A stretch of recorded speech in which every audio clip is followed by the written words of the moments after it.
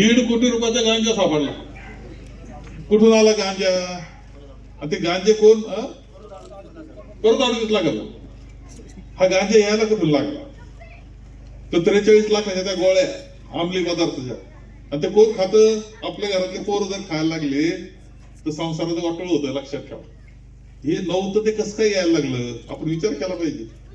हे नव्हतं ते यायला लागलं कारण असं आहे की आता जे नवे आलेत ना, आता ते आलेले हे उद्योग करायला लागलेत. लक्षात घ्या तुम्हाला, आपल्याला जर आपले पोरं बाळ चांगले सांभाळायचे, संसार चांगलं सांभाळायचं, वातावरण चांगलं ठेवायचं तर आपल्याला जपावं लागणार आहे. आणि असे जे चुकीचे माणसं आलेले चुकीचा प्रचार करतात त्यांच्यापासून दूर राहिलं पाहिजे. आपलं चांगलं चाललेलं आहे, पुढे चांगलं चाललं पाहिजे याची काळजी आपल्या सगळ्यांना घ्यायची. पाणी आहे, गटार आहे, रस्ते आहेत, वीज आहे, हे असलंच पाहिजे.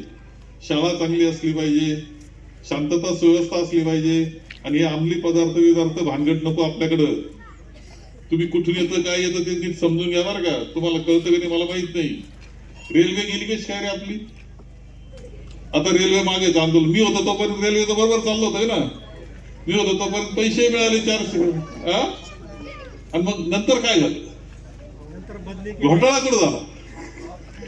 याचा अर्थ असा आहे की आपल्या वाईटावर काही माणसं आहेत, काही वाईटावर लोक आहे आणि त्यांच्याच हातात आपण सत्ता द्यायला लागलो तर चुकीचं होणार आहे.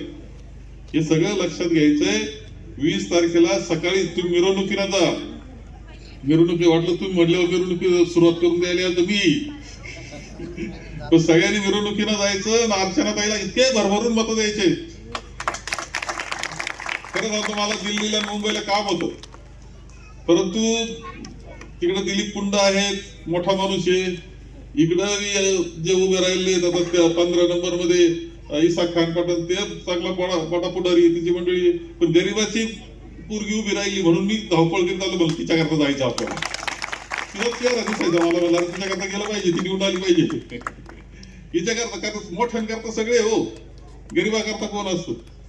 म्हणून आम्ही मुद्दा आलो. आणि मग आता आम्ही आलोय तर मला मतदानच चांगलं पाहिजे. 100% चांगलं मतदान झालं पाहिजे. अर्चनाताई मोठ्या मताने विजय झाली पाहिजे एवढी काळजी घ्या.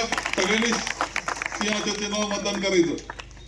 सिंहाचं चिन्ह किती नंबरला आहे? तू 2 नंबरला.